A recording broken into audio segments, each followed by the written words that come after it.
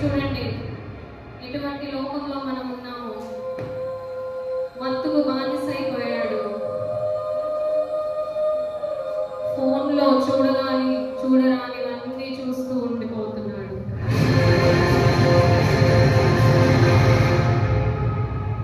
విపరీతమైన ద్వేషం, ప్రేమ లేకుండా విపరీతమైన ద్వేషం.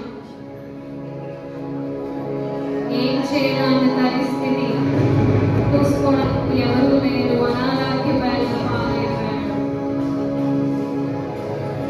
చివరికి ఏం చేయాలో తెలియక తన ప్రాణాన్ని తీసుకోవాలని ఆశగా చూస్తున్నాడు. ఈ లోకంలో ఎవరు మనల్ని కాపాడేది? ఉన్న వ్యసనాలు చాలుగా ప్యాకెట్ కూడా తనకి మానసిగా మారింది.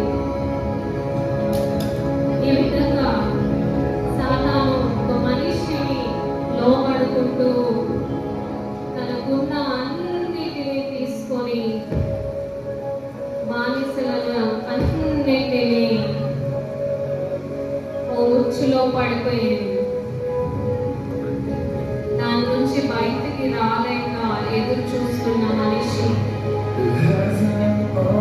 ఎవరు కాపాడతారా ఎదురు చూస్తూ ఉండగా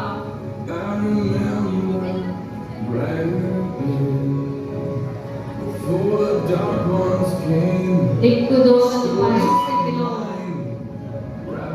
వ్యసనాలు బాగైన మనిషి దేవుని కోసం ఎదురు చూస్తుండగా దేవుడు దగ్గరికి వస్తున్నాడు. తన వైపు ఎప్పుడు చూస్తావా అని ఆలోచిస్తున్నాడు.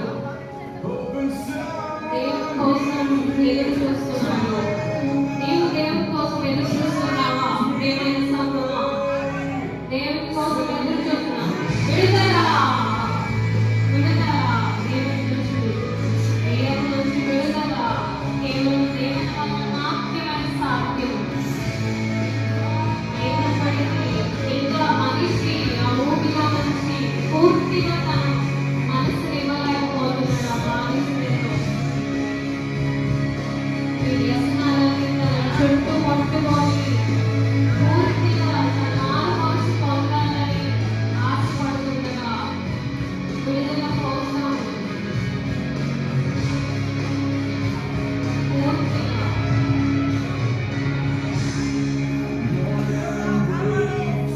దేవుని కాపాడాలని వేడుకుంటున్న మనిషి మనల్ని వదిలేసేవాడు కాదు యేసుక్రీస్తు. మనం చేసిన పాపాలను ఒప్పుకొని తన దగ్గరికి వచ్చి అడిగితే తప్పకుండా క్షమించే దేవుడు.